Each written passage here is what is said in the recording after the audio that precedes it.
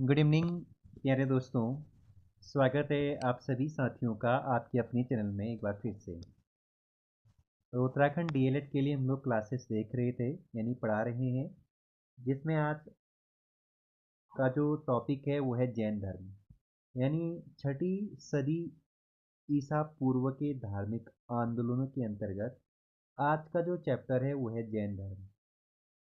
क्योंकि छठी सदी ईसा पूर्व खास करके मध्य गंगा के मैदानों में अनेक धार्मिक संप्रदायों का उदय हुआ, जिसमें से प्रमुख या सर्वाधिक महत्वपूर्ण संप्रदाय जैन संप्रदाय और बौद्ध संप्रदाय आप लोगों को पढ़ना है। और एग्ज़ाम में हमेशा यहाँ से एक एक प्रश्न पूछे जाते हैं। आइए, जैन धर्म, यहाँ पे भगवान ऋषभ देव का प्रतिमा लगाया गया है। जैन धर्म के संस्थापक के तौर पे ऋषभ देव भगवान को माना जाता है। अब वास्तविक संस्थापक तो महावीर स्वामी को माना जाता है, याद कर लीजिएगा। वास्तविक संस्थापक पूछा जाएगा तो महावीर स्वामी करेंगे, जिन्हें प्रथम तीर्थंकर, यहाँ पे तीर्थंकर कहा जाता है, जिनका प्रतीक चिन्ह सांड यानी वृषभ था। जैन धर्म के 24 टोटल जैन धर्म में 24 तीर्थंकर हुए हैं। जैन धर्म में टोटल कितने तीर्थंकर हुए हैं? 24, जिनमें से ऋग्वेद में एक ऋषभदेव हो गया और एक अरिष्टनेमी हो गया, इनका नाम मिलता है। तो ऋग्वेद में किन दो जैन तीर्थंकरों का नाम मिलता है? एक ऋषभदेव और एक अरिष्टनेमी का नाम मिलता है। सिर्फ इतना याद रखेंगे आप लोग। जैन धर्म के दूसरे तीर्थंकर जो थे वो थे अजीतनाथ, और जिनका प्रतीक चिन्ह हाथी था। जैन धर्म के दूसरे तीर्थंकर कौन थे? अजीतनाथ, जिनका प्रतीक चिन्ह था हाथी। अब यहाँ पे दूसरा और तीसरा नहीं पूछा जाता है, बस नोट्स में दिया गया, इसे आप स्किप कर सकते हैं। जैन धर्म के 21वें तीर्थंकर थे नेमिनाथ, इनका जो प्रतीक चिन्ह बताया जाता है वो नीलकमल। वहीं 22वें तीर्थंकर अरिष्टनेमी, ये इंपॉर्टेंट है, 22वें तीर्थंकर, और इनका जो प्रतीक चिन्ह था वो शंख था। यहाँ पे एक इम्पोर्टेंट और हो जाता है तीर्थंकर, 23वें तीर्थंकर, और इनका प्रतीक चिन्ह तीर्थंकर का नाम है पार्श्वनाथ, जिनका प्रतीक चिन्ह सर्प था। और ये 23वें तीर्थंकर पार्श्वनाथ आप लोगों को इसलिए भी याद रखना है, और क्योंकि इनको निर्वाण प्राप्त हुआ था पार्श्वनाथ पहाड़ी के समेत शिखर छत्तीसगढ़ पे। इसलिए इस छत्तीसगढ़ में एक पहाड़ का नाम, जो पर्वत है या पहाड़ है या शिखर है, इसी के नाम पर, इन्हीं के नाम पर पड़ा है पारसनाथ। और 23वें तीर्थंकर याद करना है। जैन धर्म के 23वें तीर्थंकर आप लोगों को याद रखना है, और सबसे इम्पोर्टेंट है वह अंतिम तीर्थंकर कहलाए महावीर स्वामी, जिनका प्रतीक चिन्ह सिंह था। ठीक है, अब कुछ फैक्ट है, बाद में हम डिटेल से भी जो मेन वास्तविक संस्थापक है उस पर चर्चा करने वाले थोड़ी देर में। जैन संघ से अलग होने वाले प्रथम व्यक्ति कहलाए कौन थे? जामिल। जैन धर्म अपनाने वाले प्रमुख राजा उदयन, चंद्रगुप्त मौर्य और खारवेल। ये आप लोगों को प्रथम के दो याद रखने हैं सबसे ज़्यादा। अब हम महावीर स्वामी के बारे में डिटेल से चर्चा करेंगे। यहाँ पे इनकी सुंदर सी प्रतिमा लगाई गई है, आप इसे देख सकते हैं। भगवान महावीर स्वामी। भगवान महावीर स्वामी का जन्म 540 ईसा पूर्व में वैशाली के निकट कुंडल ग्राम में हुआ था। वैशाली कहाँ पड़ता है? उत्तर प्रदेश में। और इनके बचपन का नाम वर्धमान, और ये ज्ञात्रिक कुल के थे। तो ये ज्ञात्रिक कुल यानी ज्ञात्रिक कुल, जो इनके पिता है सिद्धार्थ, इनके प्रधान थे ज्ञात्रिक कुल के। महावीर स्वामी के पिता का नाम था बच्चों सिद्धार्थ, और माता का नाम था त्रिशला, और ये त्रिशला लिच्छवी नरेश चेटक की बहन थी। सारे प्रश्न पूछे गए हैं, आप लोग याद करने की कोशिश कर लीजिएगा। महावीर का विवाह यानी पत्नी यशोदा थी। तो महावीर का विवाह किससे हुआ था? यशोदा से हुआ था। और महावीर और यशोदा की पुत्री का नाम मिलता है प्रियदर्शना या अनुजा। याद रखेंगे, इम्पोर्टेंट है, इसे आप जरूर याद रखने की कोशिश करेगा। महावीर स्वामी को ज्ञान की प्राप्ति ऋजुपालिका नदी के तट पर 12 वर्षों की कठोर तपस्या के बाद जुम्बिक ग्राम में साल वृक्ष के नीचे ज्ञान प्राप्ति हुई थी। तो महावीर स्वामी को किस नदी के तट पर ज्ञान प्राप्ति हुई? ऋजुपालिका नदी के तट पर, एक। और 12 वर्षों की तपस्या के बाद, दो। जुम्बिक ग्राम साल वृक्ष के नीचे, याद रखना है। ज्ञान प्राप्ति के बाद इन्हें अलग अलग नामों से जाना गया, जिन, निग्रंथ, कैवलिन और अर्ह। यहाँ पे अगर पूछा जाएगा आपको कि जिन का मतलब क्या होता है, तो इसका मतलब होता है विजेता, जिसने सभी चीज़ों पे अपना क्या कर लिया हो या सभी चीज़ों को जीत लिया हो संसार के। निग्रंथ, बंधन रहित सभी चीज़ों से। कैवलिन, कैवलिन का यहाँ पे अर्थ आप लोग अगर कह सकते हैं तो ये भी एक टाइप के विजेता ही है। और अर्ह का मतलब जो है यहाँ पे योग्य से है। किससे है? योग्य से है। महावीर स्वामी ने अपना प्रथम उपदेश राजगृह में दिया था। कहाँ दिया था? राजगृह में दिया था। और महावीर स्वामी की मृत्यु 468 ईसा पूर्व यानी 72 वर्ष में पावापुरी में मल्ल राजा सतिस्पाल के महल में हुई थी। ये भी इम्पोर्टेंट प्रश्न है, पूछा जाता है कई बार। महावीर स्वामी के पहले अनुयायी उनके दामाद जामिल थे। जामिल बोले तो उनके दामाद, अनुजा जो उनकी पुत्री थी, उनका हस्बैंड। प्रथम जैन भिक्षुनी चंपा नरेश दाचिवाहन की पुत्री चंदना थी। भिक्षुनी में चंदना, और आप लोगों को अनुयायी में याद रखना है जामिल। महावीर स्वामी ने अपने शिष्यों को 11 गंधरों में बांटा था। कितने गंधरों में? 11। यहाँ पे महावीर स्वामी के बाद यानी जब महावीर स्वामी की मृत्यु हो जाती है, उसके बाद सिर्फ शुद्ध मरण जैन संघ ही जीवित था। याद रखेंगे, अकेला गंधर जो महावीर की मृत्यु के बाद भी जीवित रहा। यहाँ पे अगर सुधर्मा आप लोगों को याद रखना है, थोड़ा सा यहाँ पे टाइपिंग में मिस्टेक हो रखा है, इसलिए क्षमा प्रार्थी है। जैन धर्म के सिद्धांत। जैन धर्म के 5 प्रमुख सिद्धांत थे, जिनमें से प्रथम 4 सत्य, अहिंसा, अपरय और असत्य, इन्हें पार्श्वनाथ ने जोड़ा था। यानी पार्श्वनाथ के समय से चली आ रही थी ये 4 प्रमुख सिद्धांत। लेकिन जो 5वां सिद्धांत यानी ब्रह्मचर्य की बात करते हैं, वो महावीर स्वामी ने इसे जोड़ा था। जैन धर्म में शाद्वाद का दर्शन है, जिसे अनेकांतवाद भी कहा जाता है। तो शाद्वाद का संबंध किस धर्म से है? जैन धर्म से। और अनुव्रत का संबंध भी जैन धर्म से ही है। जैन धर्म में पुनर्जन्म की मान्यता है और कर्म को प्रधानता दी गई है। अहिंसा पर सर्वाधिक जोर दिया गया है जैन धर्म में। सबसे इम्पोर्टेंट पॉइंट है कि जैन धर्म के 3 तीर्थन हैं, जिसमें सम्यक ज्ञान, सम्यक कर्म और सम्यक दर्शन। सम्यक ज्ञान, सम्यक कर्म, सम्यक दर्शन यानी आचरण। जैन धर्म में 8 कर्म 18 पापों का विवरण मिलता है। ये ज़्यादा इंपॉर्टेंट है, ऊपर वाला पॉइंट। यहाँ पे कई बार चर्चा की गई है संलेखना या संधारा विधि क्या है। इस विधि में क्या होता है कि यहाँ पे भोजन पानी सब त्याग दिया जाता है, तब जा करके अपने प्राणों का त्याग करना होता है। इसे ही संलेखना विधि कहा जाता है।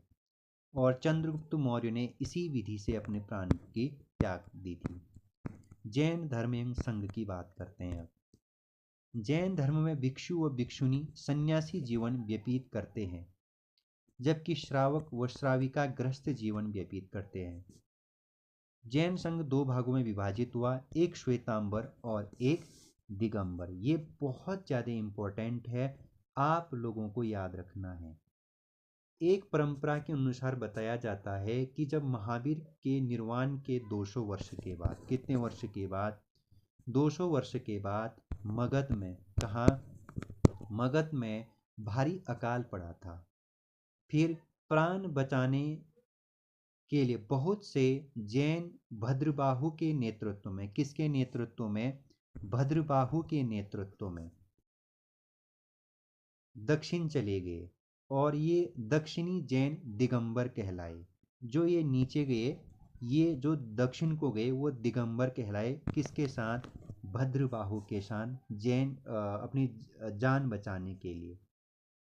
और जो मगध में रहे वो स्थूल भद्र के नेतृत्व में मगध में ही रहे, और वे श्वेतांबर जैन कहलाए। तो अब हम जैन धर्म से संबंधित संगीतियाँ देखेंगे। जैन धर्म में टोटल 2 संगीतियाँ संपन्न हुई। प्रथम संगीति जो आयोजित हुई वो 322 से 298 ईसा पूर्व यानी बीसी में हुआ था, और स्थान पूछा जाता है पाटलिपुत्र यानी पटना में हुआ था। और किसकी अध्यक्षता में संपन्न हुआ प्रथम जैन संगीति, तो स्थूल भद्र के नेतृत्व में यह संपन्न हुआ। याद रखिएगा, यहाँ से समय काल कम पूछा जाता है, स्थान और अध्यक्ष ज़्यादा पूछा जाता है। द्वितीय जैन संगीति 512 में हुई और स्थान वल्लभी में। अध्यक्ष की बात करें तो देवर्षि क्षमा श्रवण की अध्यक्षता में द्वितीय जैन संगीति संपन्न हुई। अब हम जैन साहित्य व स्थापत्य के बारे में चर्चा करेंगे। जैन धर्म ग्रंथों की रचना प्राकृत भाषा में हुई, ठीक है, और जैन साहित्य को आगमन कहा जाता है। देखिए यहाँ से आप लोगों के लिए सवाल है, एक तो कि जैन साहित्य को किस नाम से जाना जाता है, आगम नाम से जाना जाता है। और जैन धर्म ग्रंथ में 12 अंग, 12 उपांग और 10 प्रकीर्णन है। तो यहाँ से सबसे ज़्यादा सवाल 12 उपांग से पूछा गया है। और जैन तीर्थंकरों का जीवन चरित्र भद्रबाहु ने लिखा है, और कल्पसूत्र में, यानी कल्पसूत्र के रचनाकार कौन है, भद्रबाहु, ठीक है। और आप लोगों को याद होना चाहिए कि भद्रबाहु कौन था करके, ठीक है। ऊपर मैंने आप लोगों को बहुत अच्छे से समझाया है, ठीक है। अच्छा, भगवती सूत्र में महावीर स्वामी के जीवन व उनके क्रियाकलापों का विवरण मिलता है। किसमें, भगवती सूत्र में। जबकि हेमचंद्र के द्वारा परिशिष्ट पर्वन की रचना की गई है। कई बार सवाल पूछा जाता है कि परिशिष्ट पर्वन की रचना इनमें से किसने किया है, हेमचंद्र जी ने किया है। वहीं मैसूर गंग वंश के मंत्री ने गोमतेश्वर में महावीर स्वामी की विशाल मूर्ति का निर्माण किया है, गोमतेश्वर में। कहाँ, गोमतेश्वर में, याद रखिएगा। नेक्स्ट है पॉइंट, राजस्थान में एक पर्वत श्रृंखला है, अरावली पर्वत श्रृंखला। कौन सी पर्वत श्रृंखला, अरावली पर्वत श्रृंखला। यहाँ पे स्थित सबसे ऊंची पर्वत चोटी माउंट आबू, जैसे माउंट आबू में भी गुरु शिखर है। माउंट आबू पर दिलवारा जैन मंदिर का निर्माण किया गया है। यानी दिलवारा जैन मंदिर कहाँ है, तो अरावली पर्वत श्रृंखला पर स्थित माउंट आबू पर, और जिसका निर्माण गुजरात के सोलंकी शासकों ने कराया था। तो किसने कराया जैन मंदिर का निर्माण दिलवारा का, गुजरात के सोलंकी शासकों ने कराया था। वहीं खजुराहो में जैन मंदिर का निर्माण चंदेल शासकों ने किया। ये बहुत इम्पोर्टेंट है कि खजुराहो में जैन मंदिर का निर्माण किस शासकों ने किया था, तो चंदेल शासकों ने किया था। जबकि जैन जल मंदिर कहाँ है, बिहार में है और बिहार के पावापुरी में स्थित है जैन जल मंदिर। प्रसिद्ध जैन तीर्थस्थल कर्नाटक के श्रवणबेलगोला में स्थित है और जैन मठों को बसादी नाम से जाना जाता है। तो बताइए जैन मठों को किस नाम से जाना जाता है? बसादी नाम से जाना जाता है। तो ये था आप लोगों का मित्रों जैन धर्म के बारे में कुछ महत्वपूर्ण जितने भी हमारे द्वारा जैन धर्म में टॉपिक बताए गए हैं उनसे संबंधित प्रश्न। ठीक है, अब हम आगे जाते हैं और बौद्ध धर्म के बारे में चर्चा करेंगे। ठीक है, बौद्ध धर्म, यहाँ पे देखिएगा भगवान बुद्ध की यहाँ पे प्रतिमा लगाई गई है, मनन करिए। ठीक है, बौद्ध धर्म देखिए, बौद्ध धर्म का संस्थापक गौतम बुद्ध को माना जाता है। बताइए बौद्ध धर्म का संस्थापक किसे माना जाता है? गौतम बुद्ध को, जिसे मित्रों लाइट ऑफ एशिया कहा जाता है। क्या कहा जाता है? लाइट ऑफ एशिया कहा जाता है, यानी एशिया का ज्योतिपुंज। ये पॉइंट बहुत इंपॉर्टेंट है, हिंदी में भी पूछा जा चुका है। एशिया का ज्योतिपुंज नाम से इनमें से किस से जाना जाता है? तो याद रखिएगा एशिया का ज्योतिपुंज नाम से गौतम बुद्ध को जाना जाता है। गौतम बुद्ध का जन्म 563 बीसी में 563 बीसी में कपिलवस्तु के निकट लुम्बिनी नामक स्थान में हुआ था। सारे फैक्ट इंपॉर्टेंट है। तो गौतम बुद्ध का जन्म कब हुआ? 563 बीसी में कपिलवस्तु के निकट लुम्बिनी नामक स्थान में हुआ था, जो वर्तमान नेपाल में है। महात्मा बुद्ध का जन्म, ज्ञान प्राप्ति व निर्माण तीनों वैशाख पूर्णिमा को हुए, जिसे बुद्ध पूर्णिमा कहा जाता है। यानी महात्मा बुद्ध का जन्म, ज्ञान प्राप्ति, निर्वाण मतलब निधन, तीनों ही वैशाख पूर्णिमा को ही हुआ था और जिसे बुद्ध पूर्णिमा नाम से जाना जाता है। ठीक है, अब बुद्ध के जीवन से संबंधित कुछ महत्वपूर्ण फैक्ट यहीं पर हम देख लेते हैं। नीचे वैसे मिलेगा। जो इनका जन्म का घटना है, इनका प्रतीक चिन्ह है जन्म का, वो है कमल। ठीक है, जन्म का प्रतीक चिन्ह कमल और ग्रह त्याग का है इनका घोड़ा।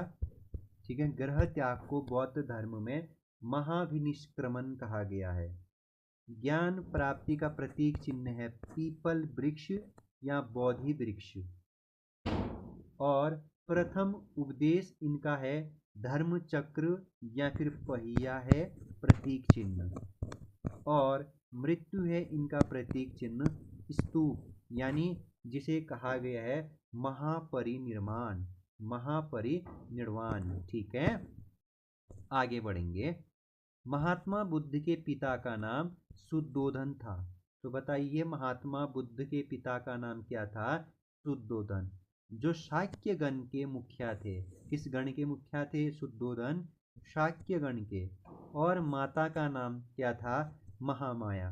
भले ही इनका लालन पालन प्रजापति गौतमी ने किया, लेकिन जन्म महामाया ने दिया।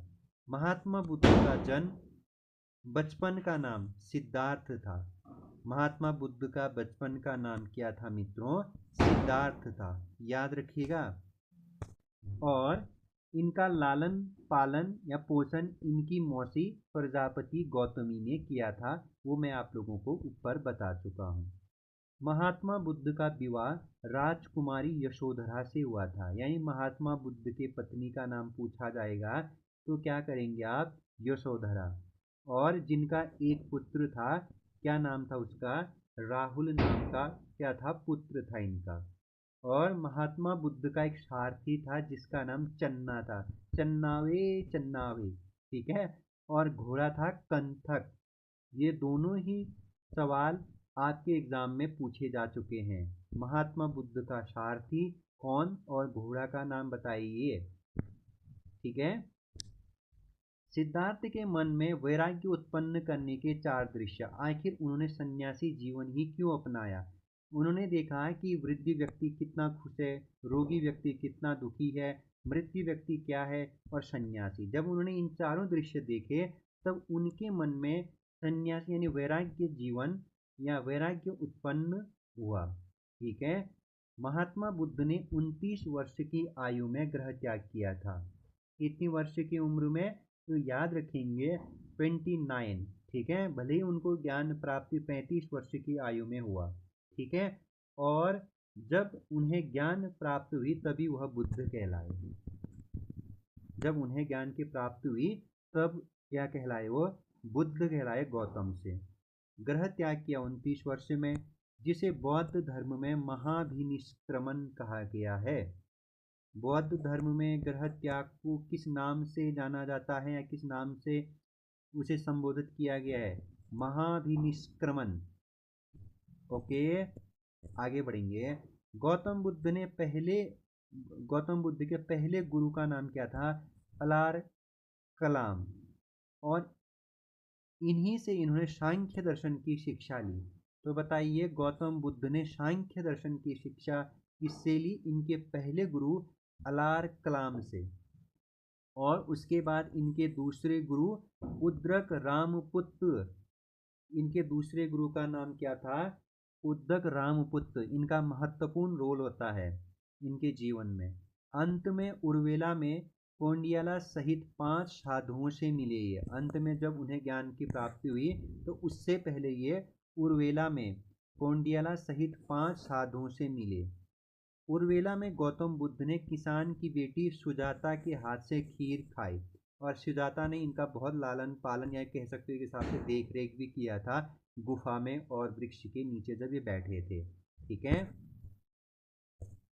महात्मा बुद्ध को 35 वर्ष की आयु में बोध गया में निरंजना या फाल्गुन नदी के तट पर किस वृक्ष के नीचे, पीपल वृक्ष के नीचे ज्ञान प्राप्त हुई और तब से वो बुद्ध कहलाए। तब से वो क्या कहलाए मित्रों, बुद्ध कहलाए। जिस स्थान पर उन्हें ज्ञान प्राप्त हुआ और बाद में वह स्थान क्या कहलाया, बौद्ध गया कहलाया। क्या कहलाया, बौद्ध गया कहलाया। याद रखिएगा। ठीक है। गौतम बुद्ध ने प्रथम उपदेश सारनाथ में और आम बोलचाल की भाषा यानी पाली, जो दैनिक जीवन की भाषा पाली भाषा में दिए, जिसे बौद्ध धर्म में धर्म चक्र प्रवर्तन कहा गया। तो बताइए, गौतम बुद्ध ने प्रथम उपदेश कहाँ दिया, सारनाथ में। और किस भाषा में दिया, पाली भाषा में, जिसे बौद्ध धर्म में धर्म चक्र प्रवर्तन कहा गया है, गौतम बुद्ध के प्रथम उपदेश को। ठीक है। आगे बढ़ता हूँ। गौतम बुद्ध ने वैशाली हो गया, मगध हो गया, अंग, काशी, मल्ल, वज्जी में धर्म का प्रसार किया। यह आप बाद में मेरे साथ महाजनपद काल में पढ़ेंगे इनके बारे में। बुद्ध का शिष्य उसका चचेरा भाई देवदत्त उसका विरोधी या उनका विरोधी था, क्योंकि ये देवदत्त हमेशा संघ का क्या बनना चाहता था, अध्यक्ष बनना चाहता था। लेकिन बाद में अकल आ ही जाते हैं देवदत्त को लास्ट समय, अंतिम समय में। महात्मा बुद्ध का प्रियतम शिष्य आनंद था और इन्हीं के कहने पर बुद्ध ने संघ में स्त्रियों का प्रवेश कराया था। ठीक है। किनके कहने पर बुद्ध ने संघ में स्त्रियों का प्रवेश कराया, तो आनंद के कहने पे। बुद्ध की मौसी महाप्रजापति गौतमी पहली बौद्ध भिक्षुणी बनी। मोस्ट इम्पोर्टेंट, पहली बौद्ध भिक्षुणी इनमें से कौन बनी, तो बुद्ध की मौसी महाप्रजापति गौतमी। महात्मा बुद्ध ने अंतिम उपदेश सुबोध नामक व्यक्ति को दिया था। तो याद रखिएगा, महात्मा बुद्ध ने अपने अंतिम जीवन काल में या अंतिम अवस्था में उपदेश किसे दिया था, शुभद को दिया था। और महात्मा बुद्ध की मृत्यु 483 बीसी पूर्व 80 वर्ष की अवस्था में कुशीनगर में चुंद नामक शिष्य के घर पर हुई। किसके घर पर? चुंद नामक शिष्य के घर पर हुई, जिसे बौद्ध धर्म में महापरिनिर्वाण कहा जाता है। तो बौद्ध धर्म में महापरिनिर्वाण का क्या अर्थ है, तो याद रखेंगे। ठीक है, मैंने आप लोगों को बता दिया है। महात्मा बुद्ध की अंत्येष्टि मल्लों ने सम्मान पूर्वक किया और अवशेषों को 8 भागों में बांटकर स्तूपों का निर्माण कराया। क्योंकि जब महात्मा बुद्ध की क्या हुई, मृत्यु हुई, तो उसके बाद कई सारों ये सभी शासकों में आपसी विवाद होने लग गए, लड़ाई होने लग गई कि कोई कहने लग गया कि इसके उसको मैं जो संस्कार होते हैं मैं करूँगा, ये करूँगा करके। तो लास्ट में क्या हुआ कि 8 भागों में बांट करके स्तूपों का निर्माण कराया गया। बौद्ध धर्म निषेध वाले शासक अजातशत्रु, उदयन, कनिष्क, प्रसेनजीत, हर्षवर्धन शासक व पाल व अशोक थे। ये बौद्ध धर्म के निषेध यानी नहीं मानने वाले, भले इस बात में अशोक ने मान लिया था। बौद्ध धर्म सिद्धांत। बौद्ध धर्म में 3 रत्न हैं, बुद्ध, धम्म और संघ। तो बौद्ध धर्म के त्रिरत्न, एक तो बुद्ध हो गया, एक धम्म हो गया, एक संघ हो गया। दुखों के निवारण के लिए बुद्ध ने अष्टांगिक मार्ग की बात कही, जिसमें 8 मार्ग बताए गए हैं।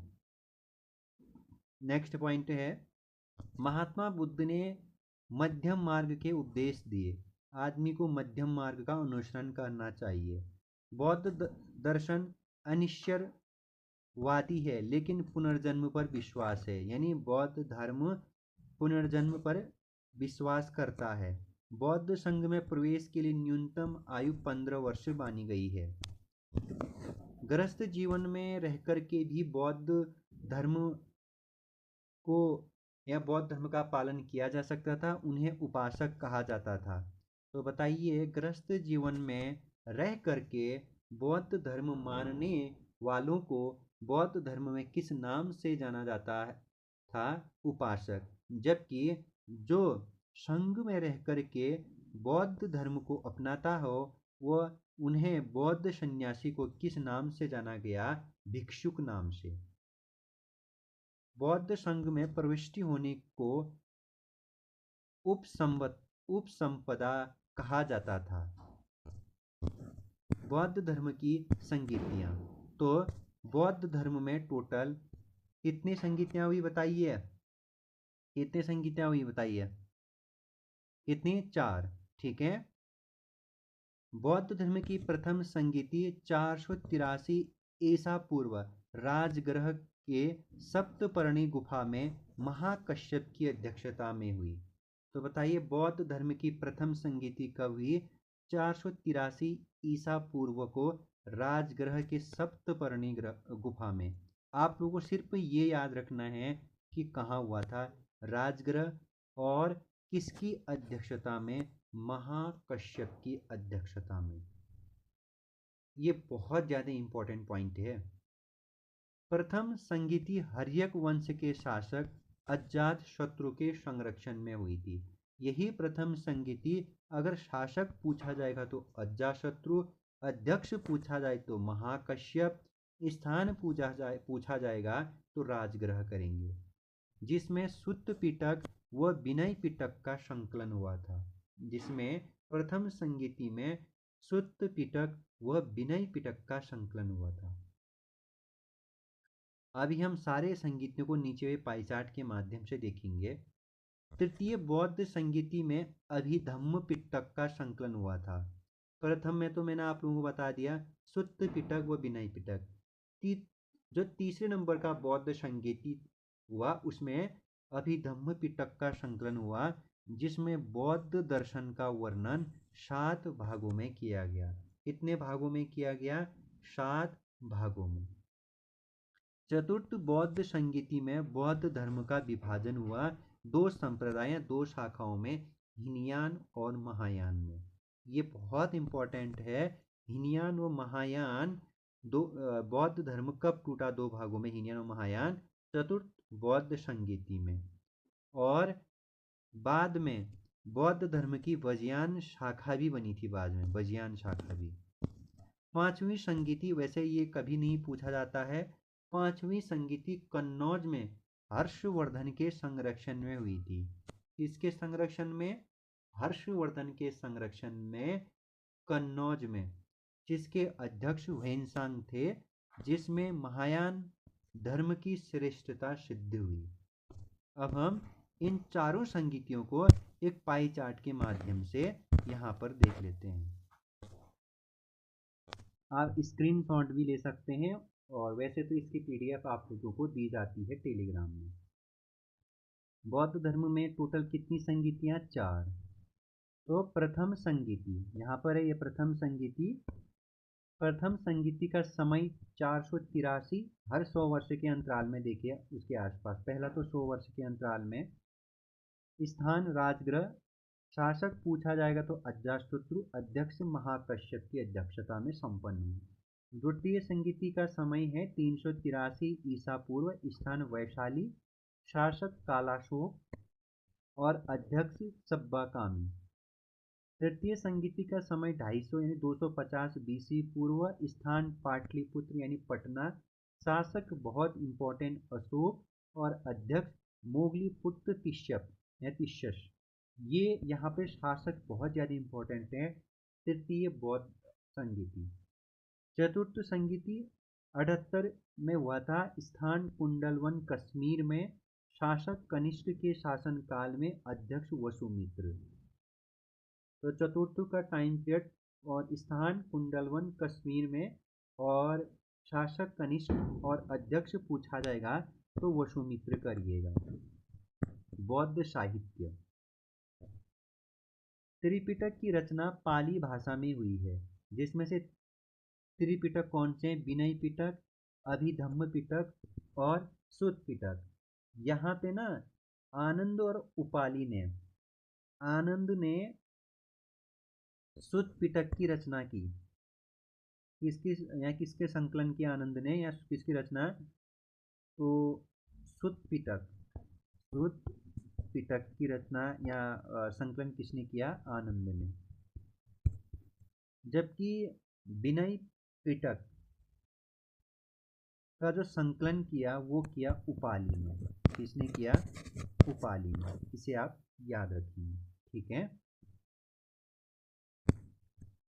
अब यहाँ पे सवाल पूछता है आयोग कई बार, सुत्त पिटक में बौद्ध धर्म से संबंधित क्या चीजें संकलित है? उपदेश है, बौद्ध धर्म के उपदेश संकलित है सुत्त पिटक। सुत्त मीन्स सूक्ति। जबकि विनय पिटक में भिक्षु व भिक्षुनी के आचरण संबंधित नियम है। कैसे याद रखोगे? विनय, विनय मतलब नम्र, नम्र या नम्रता। तो भिक्षु व भिक्षुनी के आचरण संबंधित नियम है। अभिधम्म पिटक का महत्वपूर्ण भाग कथा वस्तु है, जबकि जातक कथाएं महात्मा बुद्ध के पुनर्जन्मों की कथाएं हैं। तो याद रखेंगे। वहीं आपसे पूछा जाता है मिलिंद पन्हो ग्रंथ में निम्न में से किस शासक और किस बौद्ध आचार्य के बीच संवाद को संकलित किया गया है?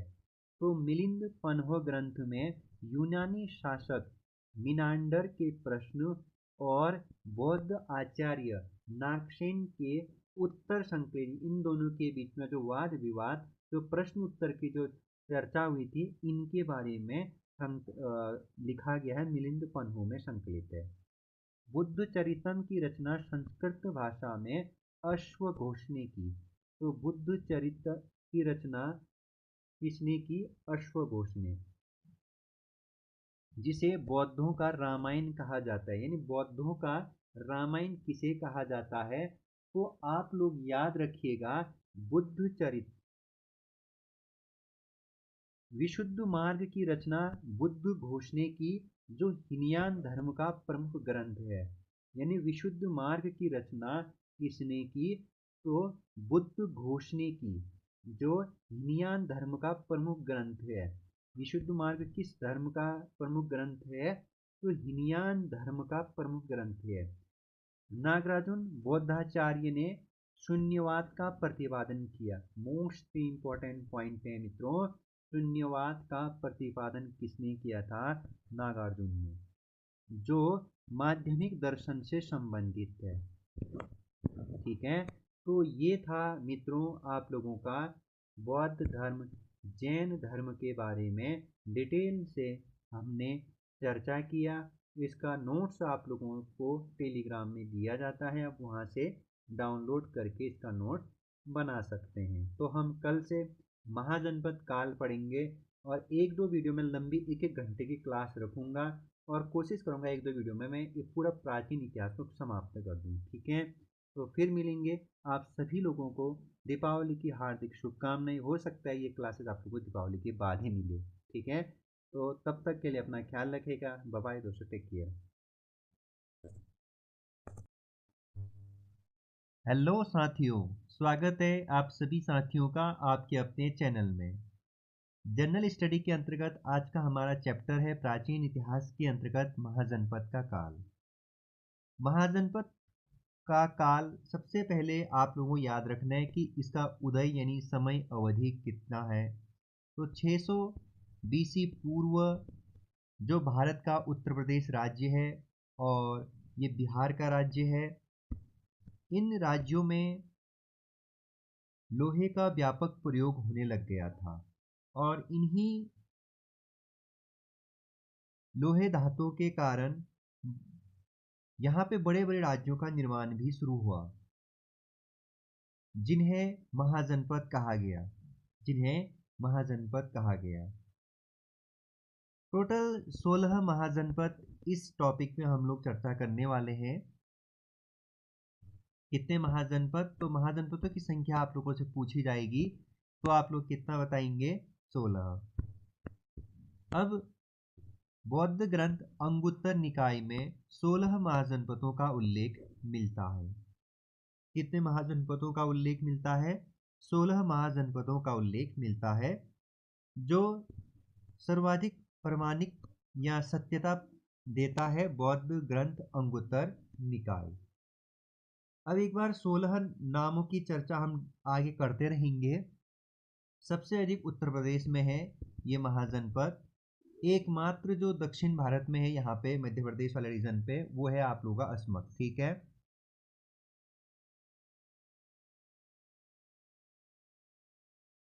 इसके बाद दो आप लोगों के यहाँ पे पाकिस्तान में मिल जाते हैं, एक हमारा गांधार और एक कंबोज। एक गांधार गांधार और एक आपका कंबोज। ये दो आपके कहाँ मिल जाते हैं? भारत देश से बाहर पाकिस्तान में। और एकमात्र दक्षिण भारत में अस्मक। जैन ग्रंथ भगवती सूत्र में 16 महाजनपदों का विवरण भी मिलता है। बौद्ध ग्रंथ अंगुत्तर निकाय बौद्ध ग्रंथ और भगवती सूत्र में भी 16 महाजनपदों का विवरण मिलता है मित्रों। अब कुछ महाजनपद, अंग महाजनपद। अंग महाजनपद कहाँ है? वर्तमान बिहार के भागलपुर वो मुंगेर क्षेत्र में है, जिसकी राजधानी अगर पूछी जाएगी तो आप लोग अंग की राजधानी बताएंगे चंपा। देखिए, अंग सिर्फ ये पूछा जाएगा कि अंग महाजनपद वर्तमान में किस राज्य में स्थित है, तो वो है बिहार में। राजधानी ना के बराबर। मगध महाजनपद 16 महाजनपदों में जो सबसे महत्वपूर्ण महाजनपद उभर करके आगे आया वो आया मगध। मगध महाजनपद भी बिहार के पटना व गया के आसपास का क्षेत्र पड़ता है, जिसकी राजधानी राजगृह या गृहराज थी। मोस्ट इम्पोर्टेंट कि मगध महाजनपद का स्थान कहाँ था या कौन सा रीजन पड़ता था, तो पटना व गया के आसपास का। और मगध की राजधानी बहुत ज़्यादा इम्पोर्टेंट है, राजगृह। ठीक है, क्या करिएगा?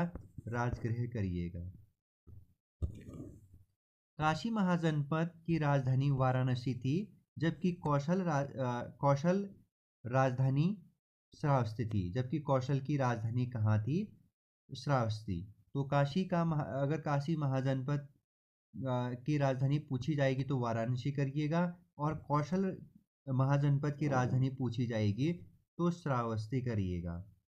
वज्जी महाजनपद 8 गणराज्यों का एक संघ था और जिसकी राजधानी वैशाली थी। यानी वज्जी की अगर राजधानी पूछी जाएगी वैशाली, जो उत्तरी बिहार में पड़ता है। मल्ल महाजनपद की राजधानी कुशीनगर थी, जहां गणतंत्रात्मक शासन प्रणाली थी। तो मल्ल का अगर पूछा जाएगा तो कुशीनगर याद रखिएगा, ठीक है। ये भी आप लोगों का महत्वपूर्ण बन जाता है। कुरु महाजनपद की राजधानी इंद्रप्रस्थी, जो आधुनिक दिल्ली और मेरठ में स्थित था। यानी जो दिल्ली व मेरठ का रीजन पड़ता है आधुनिक काल में, तो कुरु महाजनपद की राजधानी यहीं पर इंद्रप्रस्थ थी। इसे भी याद करने की कोशिश करिएगा। मत्स्य महाजनपद की राजधानी विराटनगर थी, जो आधुनिक जयपुर में स्थित था। तो मत्स्य महाजनपद की राजधानी कहाँ थी? विराटनगर। वहीं सूरसेन महाजनपद की राजधानी मथुरा थी, और अगर पूछा जाएगा कि महाजनपद की राजधानी उज्जैनी या उज्जैन थी, ठीक है, तो याद कर लीजिएगा, ठीक, अवंती। दक्षिण भारत में एकमात्र महाजनपद का नाम अशमक था, जिसकी राजधानी कहाँ थी? पोतन। जिसकी राजधानी कहाँ थी मित्रों? पोतन। वहीं गांधार की राजधानी तक्षशिला थी, जो पाकिस्तान में स्थित, जबकि कंबोज की राजधानी हाटक या राजपुर थी, जो अफगानिस्तान में है। तो याद कर लीजिएगा कि यहाँ पे अम्बिवर्क है, इसमें सुधार कर लीजिएगा। अवंती महाजनपद की राजधानी उज्जैनी या उज्जैन थी मित्रों। वहीं दक्षिण भारत में एकमात्र महाजनपद का नाम मिलता है अशमक, जिसकी राजधानी पोतन थी। ऊपर मैं आप लोगों को बता चुका हूँ कि दक्षिण भारत में एकमात्र महाजनपद का नाम बताइएगा तो अशमक करिएगा, और इसकी राजधानी पोथन। वहीं गांधार की राजधानी तक्षशिला थी, जो पाकिस्तान में स्थित। तो गांधार जो महाजनपद था, तो ये किस देश में स्थित है आपसे पूछा जाएगा, तो पाकिस्तान। जबकि कंबोज की राजधानी हाटक या राजपुर थी, जो अफगानिस्तान में। वत्स महाजनपद की राजधानी कौशाम्बी थी, जो इलाहाबाद में या इलाहाबाद के आसपास स्थित था। तो वत्स महाजनपद की राजधानी कौशाम्बी थी, याद कर लीजिएगा। चेदी महाजनपद की राजधानी शक्तिमती थी, जो बुंदेलखंड में स्थित। तो यहाँ से ना आप लोगों को एक तो मगध याद रखना है, मगध महाजनपद, ठीक। मगध महाजनपद की आपको राजधानी याद रखनी है एक, और एक आप लोगों को याद रखनी है अशमक, गांधार और कंबोज भी याद रखना है, ठीक है। ये पूछा जाता है। वहीं आपसे एक और पूछा जाता है काशी, कौशल या अंग, इनमें से ज़्यादातर बार कौशल पूछा गया है, ठीक है। कौशल महाजनपद की राजधानी पूछा जा चुका है, श्रावस्ती करिएगा या अयोध्या कर लीजिएगा। अब मगध का उत्कृष्ट यानी मगध साम्राज्य के बारे में हम पढ़ने जा रहे हैं सबसे पहले, ठीक है। क्योंकि इन 16 महाजनपदों में जो उभर करके आया, जो सबसे ताकतवर महाजनपद निकल करके आया, वो आया मगध, ठीक है। तो मगध का उत्कर्ष। मगध में राज्य करने वाले प्रारंभिक जो वंश थे वो थे बृहद्रथ वंश, हर्यक वंश, शिशुनाग वंश और नंद वंश। यहाँ से सवाल सीधे सीधे एग्जामिनर आपसे बनाता है कि मगध में प्रारंभिक समय में निम्न में से किस किस वंश ने शासन किया था? बृहद्रथ वंश, हर्यक वंश, शिशुनाग वंश और नंद वंश। मगध का जो सर्वप्रथम उल्लेख मिलता है मित्रों, वो मिलता है अथर्ववेद में मिलता है। किस वेद में मिलता है? अथर्ववेद में मिलता है मगध महाजनपद का सर्वप्रथम उल्लेख। मगध में सबसे प्राचीन राजवंश की स्थापना बृहद्रथ ने की थी। जरासंध का पिता था ये, जिसकी आरंभिक या प्रारंभिक राजधानी ग्रीव्रज और जिसका स्थापना वसु ने किया था। यहाँ से आपको सिर्फ एक ही पॉइंट याद रखना है, प्राचीन राजवंश की स्थापना किसने की थी मगध में? मगध का हर्यक वंश, मगध का हर्यक वंश, यानी मगध में जिस वंश ने सबसे पहले शासन किया उस वंश का नाम है हर्यक वंश। टाइम पूछा जाएगा तो 544 से 412 बीसी पूर्व कर लीजिएगा, वैसे पूछता तो नहीं है।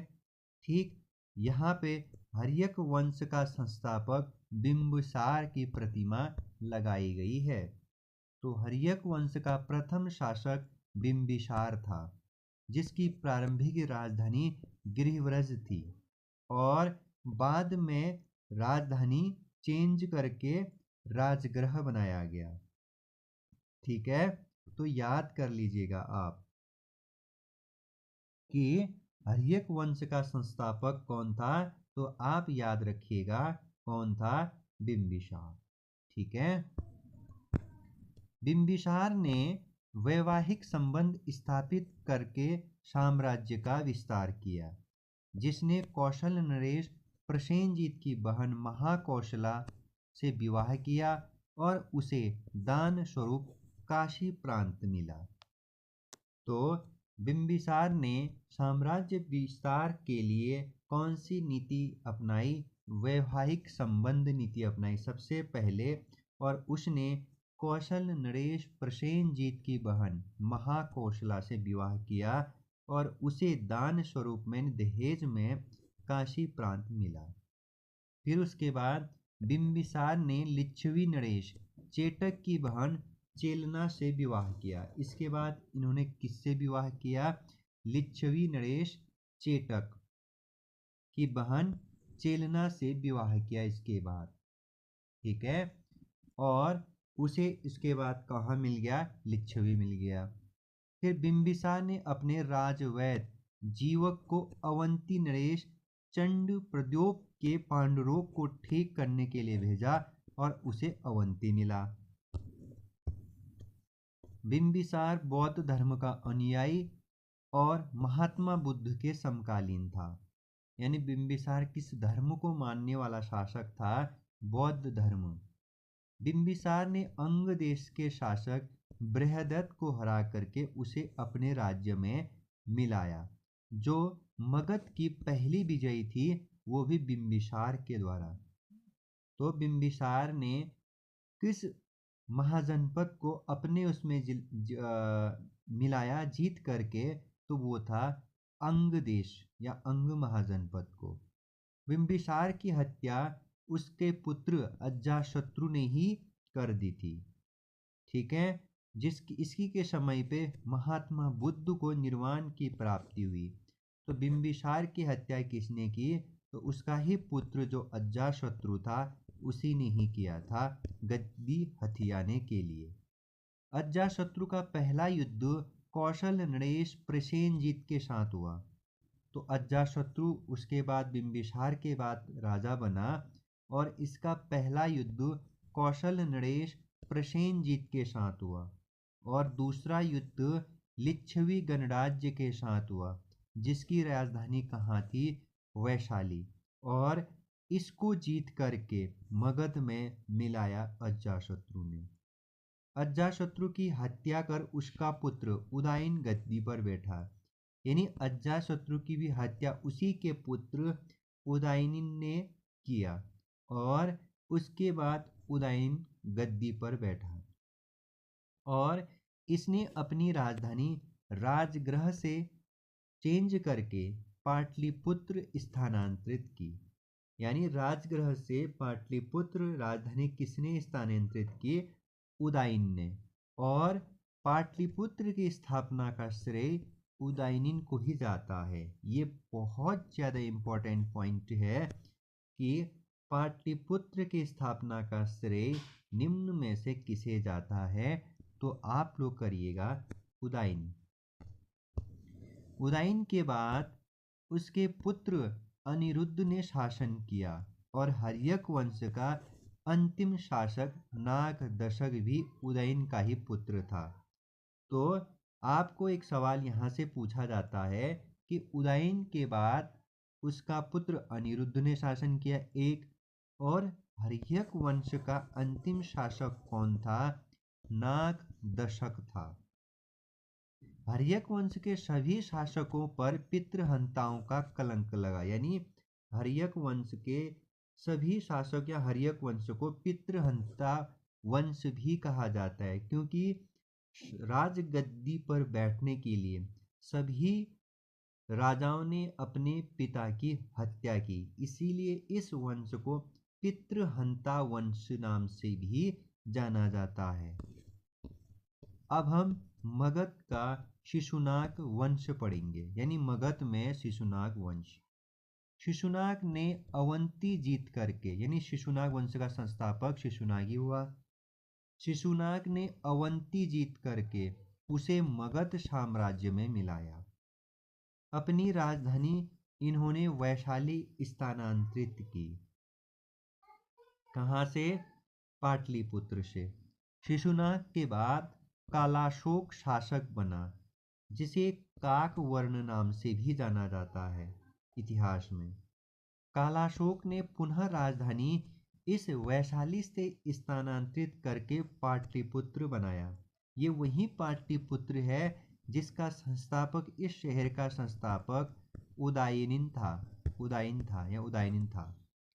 और आपको याद दिलाता हूँ कि कालाशोक के समय पे दूसरी बौद्ध संगीति आयोजित की गई थी। ये मैंने आप लोगों को बौद्ध धर्म में भी पढ़ाया था। अब मगध का नंदवंश। अब नंदवंश का संस्थापक महापद्मनंद था, जिसे कलिंग पर विजय प्राप्त की और कलिंग में नहर का निर्माण कराया था। ये राजा मोस्ट इम्पोर्टेंट है, क्योंकि इसने कलिंग में नहर का निर्माण कराया था। महापद्मनंद का उल्लेख हाथी गुम्फा अभिलेख में भी मिलता है। नंद वंश में कुल 9 शासक हुए हैं मित्रों, और इस वंश का अंतिम शासक कौन था? घनानंद। और घनानंद का ही सेनापति था भद्रशाल। ठीक है, कौन था? भद्रशाल। इसी घनानंद ने एक बहुत बड़ी गलती की थी, चाणक्य को अपने दरबार से भगाया था। ठीक है, और चाणक्य किसको लेकर के आया था बाद में घनानंद के विरुद्ध? चंद्रगुप्त मौर्य को। घनानंद को यूनानी ग्रंथ में एग्रामिस कहा गया और सिकंदर महान के समकालीन था। यानी सिकंदर के समकालीन कौन था? घनानंद। ठीक है, बाद में हम युद्ध करवाएंगे। घनानंद के साथ 322 ईसा पूर्व में चंद्रगुप्त मौर्य ने युद्ध किया, जिस युद्ध से मगध में मौर्य वंश की स्थापना हुई। यानी चंद्रगुप्त मौर्य और घनानंद का युद्ध कब हुआ? 322 ईसा पूर्व हुआ। और इस युद्ध में कौन पराजित हुआ? घनानंद। और जब घनानंद की मृत्यु हुई तो उसी के एवज में उसके बाद यहाँ पे मगध में मौर्य वंश का स्थापना हुआ। और इस तरीके से मगध में हम आगे पढ़ने वाले हैं अब मौर्य वंश का